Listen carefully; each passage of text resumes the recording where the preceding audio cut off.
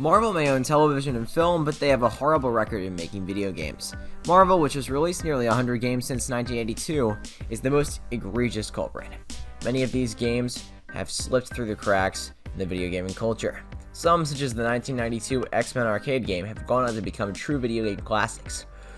Unfortunately, many of the games released under the Marvel banner were so inherently poor, with only a few making it to the so bad as fantastic pinnacle of irony-based pop culture.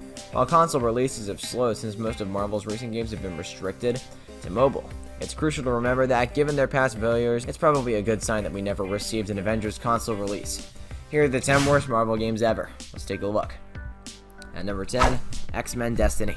There was a lot of buzz about the game when it launched in 2011. It was advertised as an RPG in which you could design your mutant, interact with X-Men characters, level up with branching skill trees, and make effective judgments about the world around you. However, the X-Men's interactions were unsatisfactory.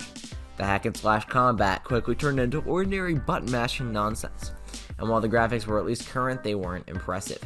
The nicest part about X-Men Destiny is that it's no longer available.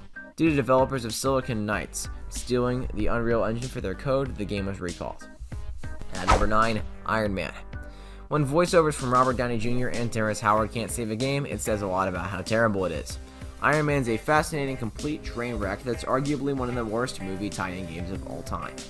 Controls were counterintuitive, the graphics were poor, and the all-important action was slowed by the game's insistence on having as many NPCs on screen as possible. Flying around as a human tank should be fun, but this game makes it nearly impossible to maintain control as you dart around the screen, desperately looking for your next victim. Although the linear level design helps, the fact that we're supporting linear levels should tell you exactly how deep this game sinks. And we can't stress this enough, Robert Downey Jr., the human charisma machine, was unable to save this game. At number 8, Silver Surfer, NES. The Silver Surfer is pretty enjoyable to play, the controls are simple and responsive, and the graphics aren't bad, and while it sometimes feels like a Contra clone, that's not exactly a bad thing. The issues develop as a result of the difficulties. Silver Surfer, the power cosmic avatar, appears to be vulnerable to everything. Instant death is caused by a single touch from opponents, environments, or the screen boundaries. It doesn't help that he's an extraordinary sprite with a massive hitbox. At number 7, Fantastic Four. The game has She-Hulk as a playable character, but the reason you won't want to play as her is that her sprite looks nothing like one of the Marvel's most popular heroes. Aside from being poor, the game moves nearly too slowly to be playable. At number 6, Marvel Nemesis, Rise of the Imperfects. This game begins with the assassination of Captain America and the Hulk, and it only gets worse from there.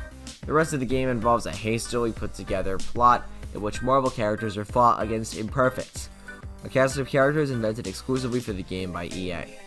Aside from a lousy plot, the landscapes are pleasant, and the battle system is light.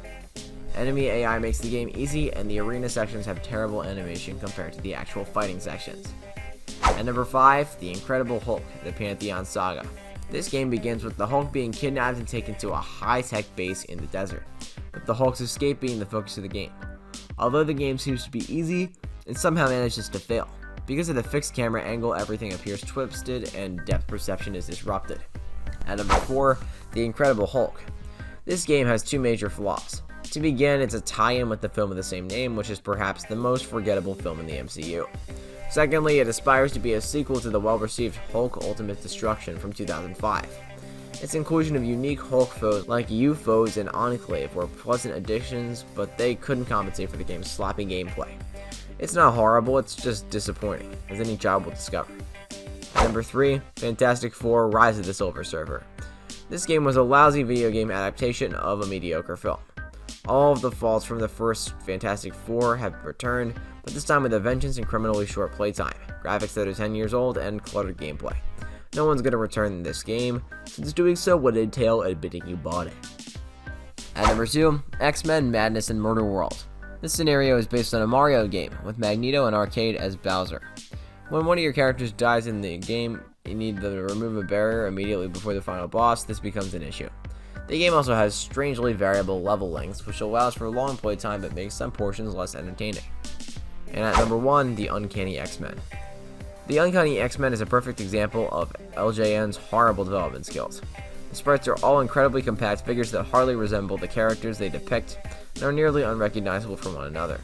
At best, movement and fighting controls are clumsy, and at worst, they're non-existent. Well guys, that's it for this one. What'd you think about it? Let us know in the comments below. And if you're new to our channel, be sure to subscribe and ring that bell to get notified about our latest videos. Thanks for watching, and we'll see you next time.